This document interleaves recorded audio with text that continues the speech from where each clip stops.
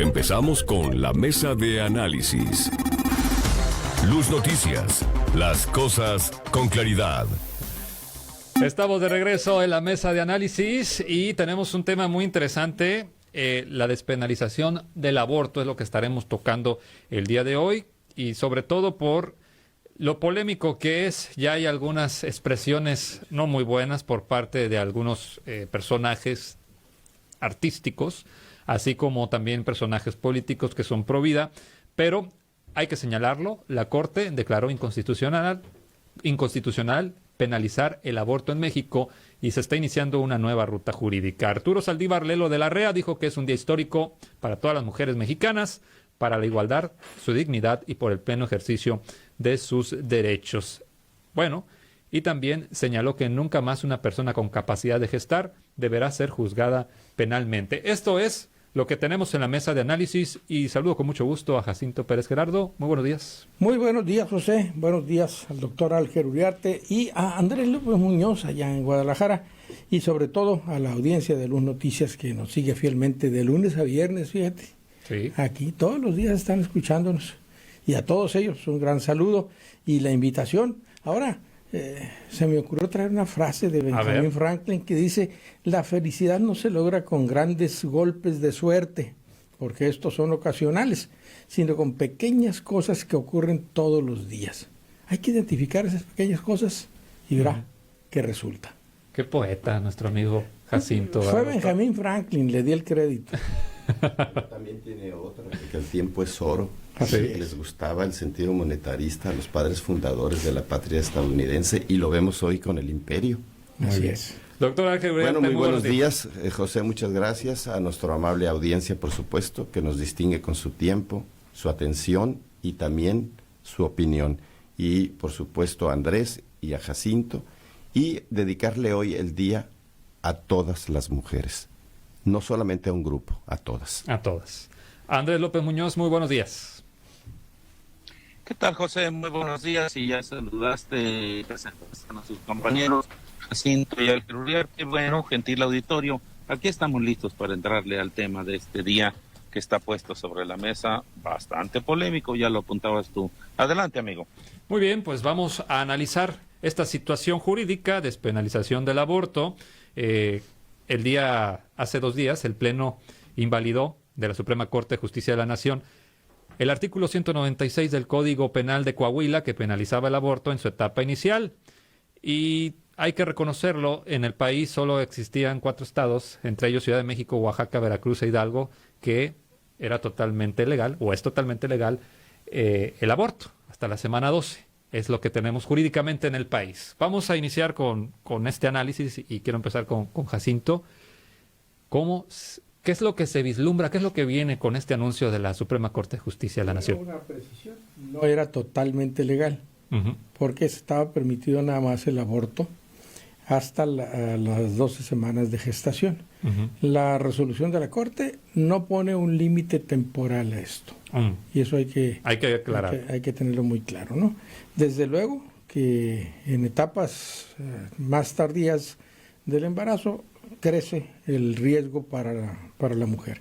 Pero lo cierto es que lo que resolvió este martes la Suprema Corte de Justicia de la Nación da por terminada la discusión única y exclusivamente, bien lo apuntabas, José, desde el punto de vista jurídico. Pero esto es un tema que se seguirá dando mucho de qué hablar. Es una discusión no terminada en el aspecto social propiamente dicho. Lo que resuelve es que no se castigue a quien se practique un aborto. Así nada más, ¿no? Obviamente esto atañe a las mujeres y eso da un ingrediente más en esta época en la que se están haciendo acciones afirmativas para igualar los derechos de las mujeres con los hombres. En este caso no se trata de una confrontación de derechos entre hombres y mujeres, básicamente, ¿no? La Corte resolvió, ya lo decía, la acción de inconstitucionalidad contra el artículo 196 del Código Penal de Coahuila, y con esto sentó, decimos los abogados, jurisprudencia, que quiere decir que volvió obligatorio para todos los jueces, sean jueces locales o federales, el respetar la decisión de la mujer, es decir, el no dar continuidad o el desechar toda aquella acción penal que se pretende ejecutar contra mujeres por haberse practicado un aborto. Sean jueces, decía, federales o locales, ¿no? No altera esto la letra de la ley que se dicta en los congresos locales, pero sí en el fondo las deja sin un efecto práctico, ¿no? En el caso de Sinaloa, esta misma penalización está prevista en los artículos del 154 y 158 del Código Penal, con penas que van de 3 a 6 años de prisión para las mujeres que voluntariamente se practiquen un aborto o consientan en que otra persona se lo practique, en cualquier momento del embarazo. La Ciudad de México, Oaxaca, Hidalgo y Veracruz, ya decías, permitían el aborto hasta las 12 semanas del embarazo. Pero ahora es en cualquier momento. Desde luego que la discusión ética, moral, religiosa, filosófica sobre esta situación va a seguir dándose. Hubo unanimidad en la Corte. 10 votos. Faltó un ministro. Sí. Faltó uno, quizá con una objeción de conciencia, no asistió. No he visto quién fue, si fue hombre o fue mujer, pero fue hombre. Ajá. Entonces, 10 ministros lo resolvieron por unanimidad. Pero esta unanimidad no existe. Rebolledo. Esta unanimidad no existe en la sociedad. En la sociedad seguirá habiendo discusión. Y no hay unanimidad porque el tema está inmerso en un conflicto de derechos. Y este conflicto de derechos es, por una parte, los derechos de la mujer, los derechos sobre su cuerpo, sobre su sexualidad, etcétera, contra los derechos de un ser humano que está concebido pero que no ha nacido, ¿no? Entonces, al menos una corriente de la doctrina jurídica acepta que la vida empieza desde el momento de la concepción.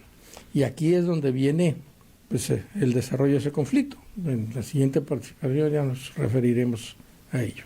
Muy bien, vamos a pasar con el doctor Ángel Uriarte sobre este tema que lo veo muy motivado y también muy defensor de el aborto desde un principio.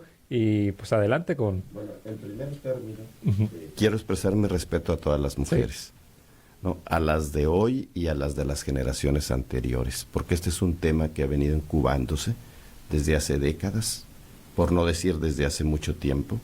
La historia lo refleja en todo el mundo, en todas las civilizaciones. A tantas mujeres pues que participaron de manera activa en lo que para algunas es la expresión de una reivindicación femenina por los derechos inherentes a su condición. También aquellas que mantenían y mantienen una postura distinta, contraria a estas nuevas decisiones de la Corte.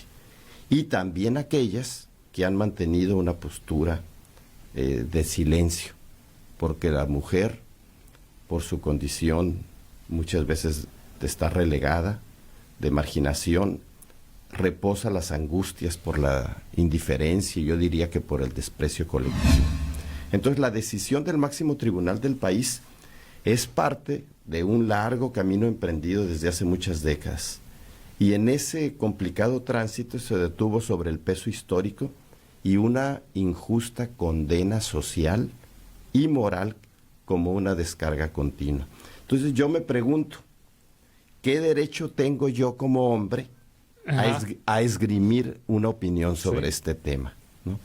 Nadie mejor para las mujeres para escucharlas y comprender sus planteamientos cualquiera que éstas sean. Pero por lo mismo pido licencia para abordar tan solo unas ideas, ¿no? Ahora, ¿qué diría yo? Bueno, al declararlo inconstitucionalidad, lo que es la penalización, que como bien señalaste al principio, 4 estados ya lo prevén, y que ha tenido desde hace 13, 14 años las primeras modificaciones, como ocurrió en la Ciudad de México. Las mujeres abortan en la primera etapa del embarazo y entonces la Corte ya decide a reconocer el derecho sobre sus cuerpos. Yo creo que lo importante aquí de la Corte es qué es lo que continúa. Obviamente sigue la misma discusión a partir de cuando inicia la vida, si desde el momento desde la concepción o a partir de las 12 semanas. En el caso de Sinaloa es a partir de la concepción. Ese es un tema que va a revisar la Corte pronto. Creo que esta semana entran con el tema. Sinaloa. Hoy entra en el caso de Sinaloa. Sí. Y seguramente va a tomar el derrotero de lo que precedió. Es decir, en Sinaloa va a haber seguramente un mandato de la Corte que apunta, por lo que vemos, por la unanimidad que se dio, y que, como bien señaló Jacinto, al tener mayoría calificada, más de los 8 votos, siente un precedente que hace obligatorio a todos los jueces y a todas las juezas también, tanto del orden de la competencia federal como del ámbito local del país, para precisamente no criminalizar la práctica del embarazo, de la interrupción del embarazo, ¿no? Para utilizar otro término. Entonces el caso de Sinaloa va a tener implicaciones directas, va a impactar de manera directa esto. Ahora, el Código Penal Federal también prevé desde hace 90 años la criminalización. Los legisladores no le han entrado al tema. Es importante que la Corte le entró y los legisladores no. Es comprensible porque los congresos son órganos más plurales. Sí. Entonces, es muy complejo, muy complicado llevar estos temas, porque no puede ser ajeno cualquier titular del Poder Ejecutivo, ni el federal ni el estatal, porque se han mantenido, siempre dan un paso al lado o un paso atrás. Entonces, ahí estaba la penalización, pero siempre la opinión era no criminalizar. Pero nadie le entraba o no le entraban muchos gobernantes al tema, ni los legisladores. Entonces yo creo que la Corte está asumiendo un papel relevante. No lo digo en el sentido por lo que decidió, sino la esencia misma de la naturaleza de la justicia en México está aflorando con determinaciones que sí le dan una autonomía, ¿no? Ahora, hay grupos que están en contra de esto, que han argumentado históricamente, y porque además hay factores de una sociedad patriarcal, de factores de carácter religioso, y por otro lado ya hay avances científicos donde han determinado cuándo inicia la vida, que no en el momento de la concepción, en fin. Es decir, yo creo que la Corte también argumentó y estudió, o lo ha venido haciendo en reiteradas ocasiones, esta integración de la Corte y otras cortes anteriores. Entonces, se llegó un momento donde el tema exige una mayor transparencia y una mayor claridad. Entonces, yo creo que es una reivindicación importante para muchos grupos, y sobre todo, yo, más que la letra y la modificación de la letra constitucional, lo que va a seguir es cómo proteger y garantizar que esta nueva despenalización se traduzca materialmente en una protección a los derechos de la mujer, porque el propósito de la Corte no solamente es decidir sobre la interrupción del embarazo y la libertad de su cuerpo, sino proteger las vidas de las mujeres. Las cifras que hay sobre abortos que no son oficiales estiman que llegan a practicarse 1 millón de abortos clandestinos. Ese es un gran problema. Entonces, esa es una realidad. Entonces, el problema es cómo garantizar que lo que la letra normativa o la modificación a esta despenalización garantice en la práctica, que se garantice todo el proceso de la cadena que proteja la vida de la mujer. Eso es lo más importante. Es decir, que haya las condiciones que materialicen esta decisión de la Corte en todos los estados. Eso es lo más importante, proteger la vida de las mujeres. Bien, muy bien. Estoy totalmente de acuerdo con el doctor Ángel Uriarte, y tocas un tema muy interesante, doctor, sobre todo, ¿qué va a pasar aquí en Sinaloa? Tenemos que saber en dónde estamos parados. Sinaloa, un estado conservador, totalmente, en este tipo de sentidos. Apenas ya se aprobó el tema del matrimonio igualitario, que había mucho choque cuando en otros estados ya se había aprobado. Eso es lo que vamos a ver. Si Sinaloa está preparado para esta despenalización del aborto, esa es la gran pregunta que nosotros lanzamos a nuestro auditorio al 6671-6040-69. Vamos con Andrés López Muñoz. Pues podrá no estar preparado el Congreso del Estado para entrarle al tema, pero habrá que esperar el englose de la publicación de esta sentencia de la Corte. Pero si en el englose ya se establecen y se puntualizan una serie de señalamientos, como el día de antier y de ayer lo hicieron en la Suprema Corte de Justicia de la Nación, pues entonces si el Congreso del Estado no acata o no está en la frecuencia de la Suprema Corte, pues está muy sencillo, como ya lo han hecho anteriormente. Te recurres a un juez de distrito, presentas un amparo, y aunque el Congreso del Estado de Sinaloa esté diciendo lo contrario, podrás hacer valer tus derechos, en este caso de las mujeres, para poder abortar, como ya se establece en muchas legislaturas de los estados, cuando hay violación, por ejemplo, o cuando se está de por medio la vida de la mujer, independientemente de cuál sea la situación. E incluso antier yo escuchaba de los ministros de la Corte, sin importar las 12 semanas, ellos nunca se pronunciaron porque fueran respetadas las 12 semanas, como atinadamente ustedes han dicho, esto existe en la Ciudad de México. Hubo un ministro que planteó que pueden ser 20 semanas o 24 semanas, y dio toda una explicación de los tratados internacionales y de los estudios que hay a nivel internacional de por qué se está planteando o existe en algunos países que hasta las 20 o 24 semanas pueda una mujer abortar. Pero no lo definieron, y esto sí es importante. Lo otro, ya lo decía yo, cuando es una violación, un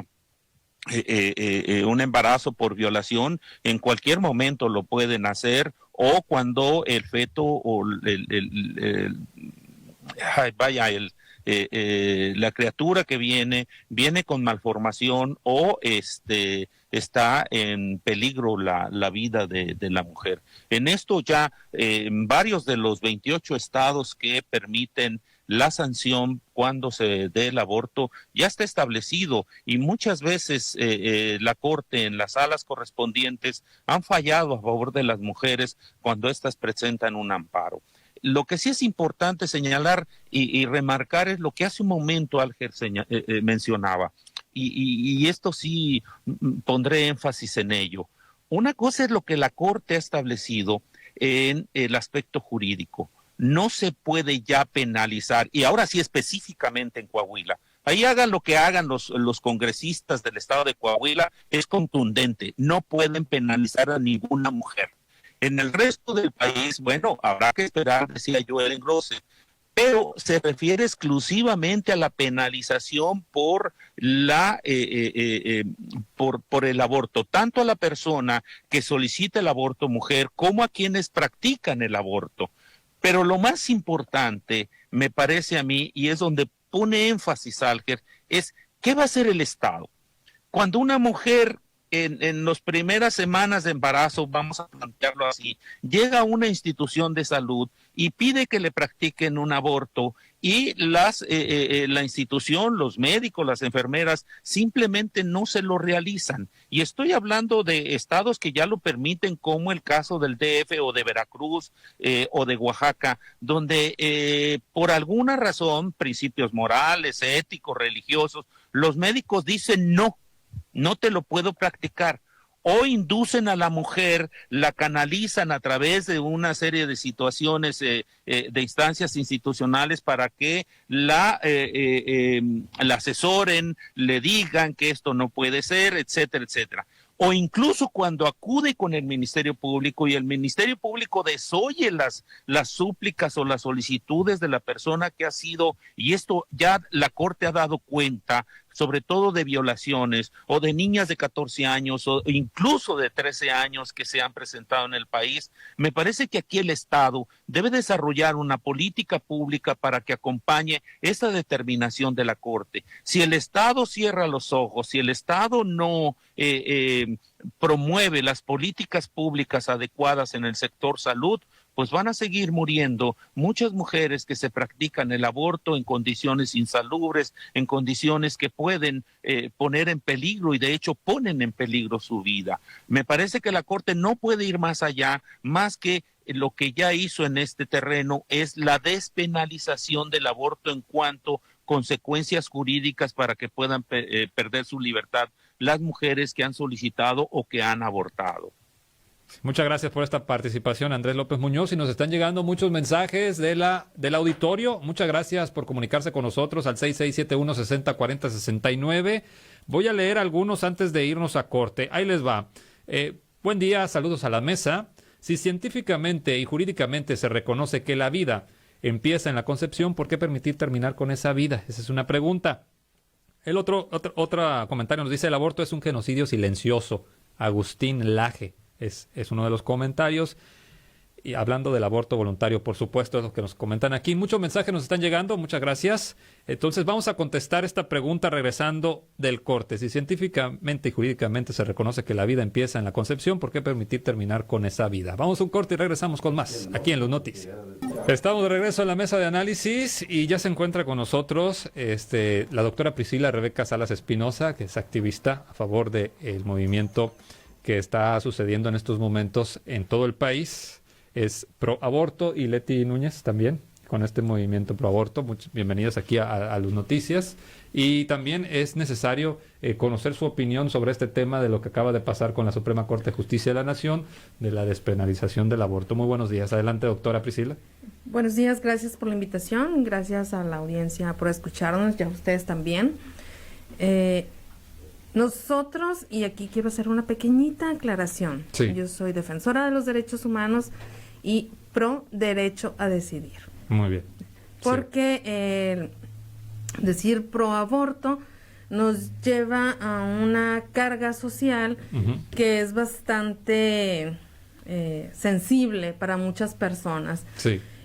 Y a mí me gustaría que comenzáramos precisamente definiendo qué es el aborto, qué es lo que entendemos por el aborto. No sé si ustedes ya lo hicieron, pero el aborto es un proceso que en el 30% de los embarazos es natural.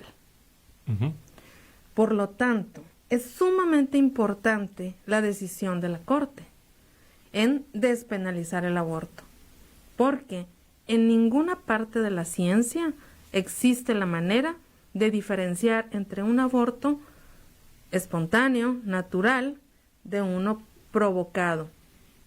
Sí. Entonces, es sumamente importante eso. ¿Por qué? Porque imagínate criminalizar y mandar a la cárcel a mujeres que están teniendo un aborto espontáneo. Eso sería sumamente injusto y, sin embargo, es lo que había pasado continuamente en el país. Por eso es tan relevante la decisión de la Corte, porque si nos ponemos a pensar en números, yo no soy muy buena para los números, si el 30% de los embarazos terminan en un aborto espontáneo, ¿cuántas mujeres podrían ir a la cárcel por tener un aborto? Bueno, pues es una muy buena pregunta. Sí, y sobre todo nos están mandando muchos mensajes aquí en nuestro auditorio. Y también aclarar que estamos aquí, nosotros invitamos a ambas partes, como lo dice muy bien la doctora Priscila Rebeca Salas Espinosa, activista a favor de los derechos de la mujer, sus decisiones, y también invitamos a la contraparte que están en contra del aborto. No vinieron, se le hizo la invitación, hay que aclararlo en esta mesa de análisis, y también nuestros analistas, doctora Ángel Uriarte y también Jacinto Pérez Gerardo, pues otorgándoles este espacio a tanto a la doctora Priscila Rebeca Salas Espinosa como a la activista Leti Núñez. Leti Núñez, pues muy buenos días también. Buenos días, muchas gracias por la invitación. Bueno, sí, como comenta Priscila, esta decisión que tomó la Suprema Corte, que justo hoy también se va a discutir la inconstitucionalidad de lo que está pasando en Sinaloa. Justamente, ¿no? Que se reformó el artículo 4 bis de nuestro Código Penal, Sí. y que justamente que fue en 2018, si no me equivoco, por parte del diputado Yamuni. Ujú. Y salió favorable en ese sentido. Justo fue un recuerdo que estuvimos las compañeras ahí, fue un madruguete, fue algo terrible, y al final pues se aprobó, y fue con lo que cerraron su legislatura, ¿no? Con esa aprobación de ley. Y la Suprema Corte pues hoy dictará fallo, esperemos que sea favorable, y justo como comenta Priscila, ¿no?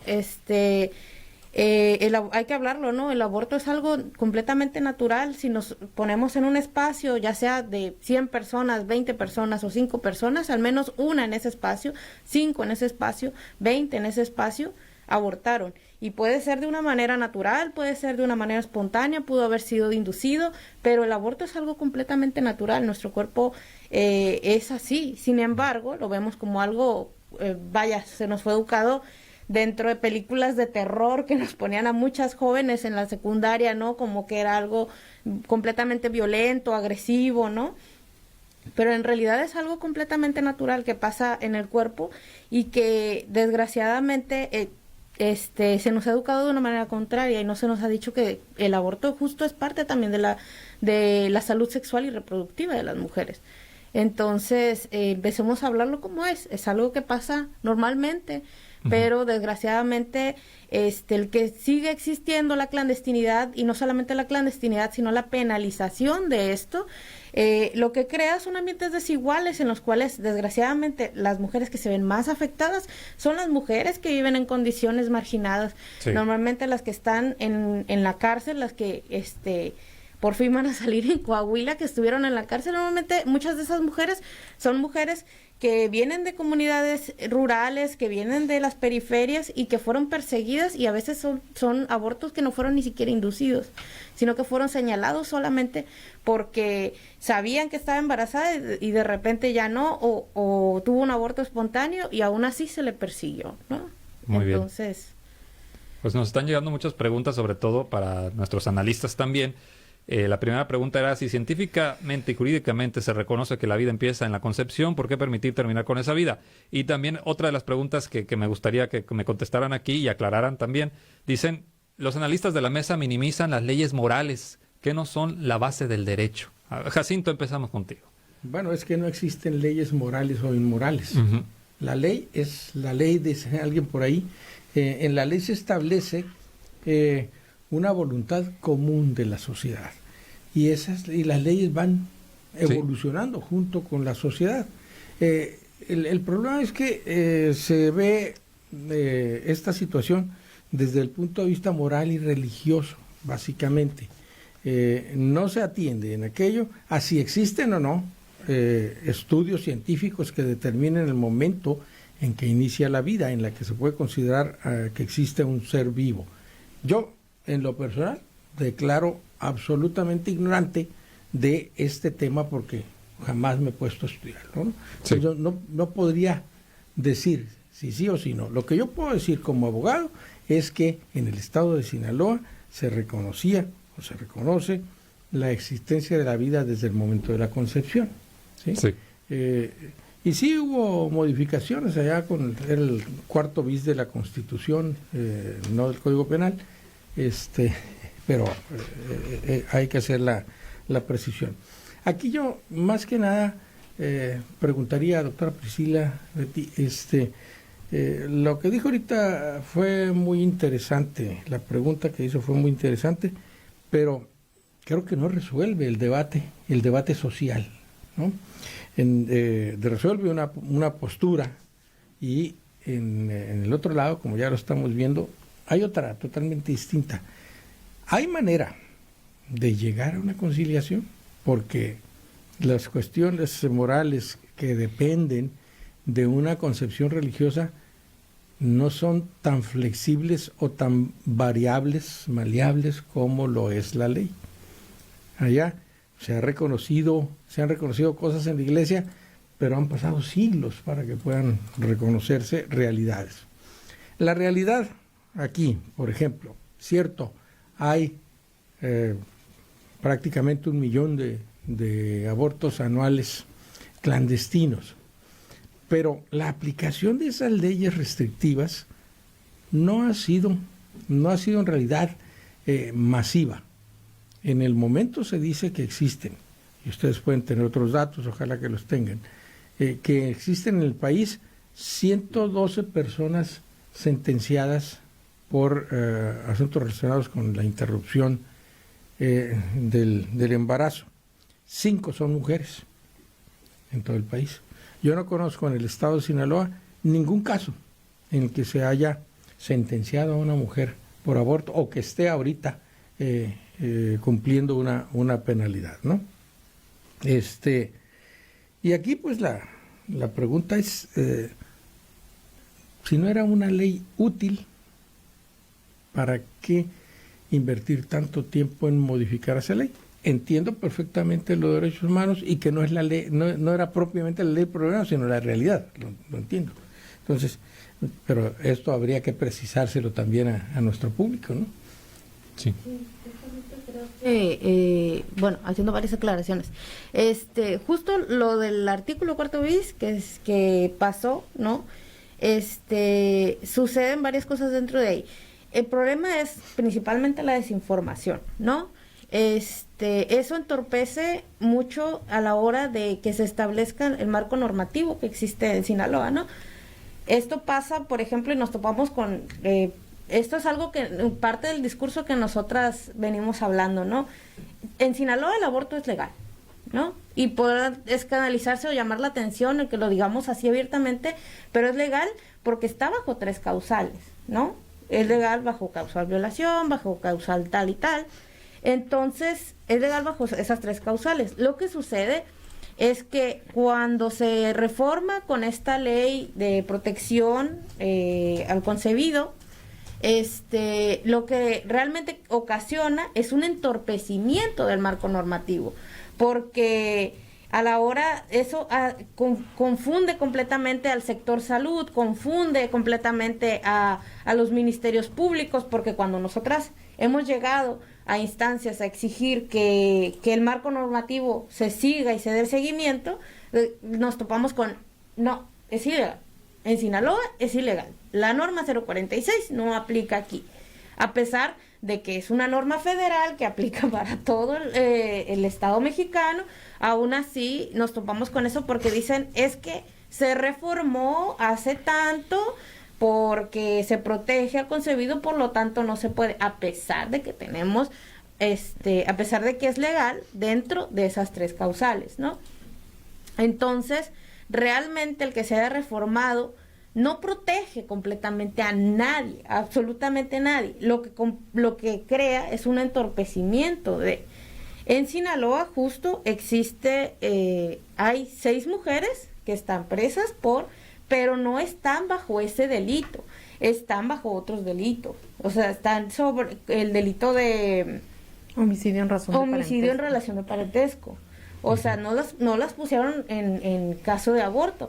Y las investigaciones ahí están, ¿no? Sí. Entonces, definitivamente es un caso alarmante. O sea, cómo la ley completamente buscó dentro del sistema punitivista perseguir a estas mujeres y criminalizarlas. Y como no se pudo proceder dentro de... en el delito de aborto, tuvieron que criminalizarlas y meterlas en la cárcel con otra, ¿no? Sí, bueno, no es la ley, es quien está aplicando la ley. Sí, exactamente. Pero Sí. Nos quedan 2 minutos. Hay que ser muy breves. Adelante. Nada existe en sí. Tenemos que recordar que el aborto está permitido en la ley en México desde la Constitución de Cádiz, 1875. 12. Por allá. 1912. Entonces, desde esa Constitución, la causal era imprudencia. O sea, siempre ha estado permitido. Puede haber una conciliación entre las creencias religiosas, espirituales, la aplicación de la ley y el derecho a decidir, sí. Tenemos que encontrar la teología adecuada para poderlo hacer. Y esa teología para mí es la teología de la gracia y una teología feminista. ¿Por qué? Porque vamos a considerar a las mujeres personas sujetas de derecho que tienen una relación personal con Dios y que ellas puedan dar cuenta de sus actos frente a Dios. Y en ninguna teología, no sé en cuál, tendría que ser la que se enseñó durante la Inquisición, se impone la creencia de mis actos, de mi fe, a la vida tuya. O sea, no sé en qué teología podemos encontrar que lo que yo crea afecta tu vida y tienes que hacer lo que yo creo. O sea, eso es de locos. Muy bien. Y vamos a cerrar este tema con Andrés López Muñoz, que fue quien también propuso llevar este tema a la mesa de análisis. Andrés, 30 segundos porque ya nos vamos. Mira, rápidamente, es un tema complicado e incluso delicado. Yo no quisiera meterme al terreno teológico ni mucho menos religioso, porque hay que respetar que las personas tienen las formas diferentes de opinar. Me quedo solo con la Corte. La Corte no es que sea lo que haya acordado que sea pro aborto, no. Lo único que estableció, y fueron muy claros los ministros, es no se debe penalizar el aborto, es decir, la criminalización, la imputación, de tal manera que yo me quedo con eso y cierro con lo siguiente. Texas, por fortuna Estados Unidos, $10,000 a quien delate a la mujer que aborte. Órale. Bueno, ahí perdimos comunicación con Andrés López Muñoz. Rápido terminamos con Ángel Uriarte. Qué lástima que no está la otra parte, porque es muy interesante lo que aquí se viene a tocar. Cuestiones morales, jurídicas, históricas y sobre todo, lo que nos importa es la protección de nuestras mujeres. Que se garanticen las condiciones para que estas modificaciones les garanticen esa libertad o esa despenalización que el máximo tribunal del país resolvió.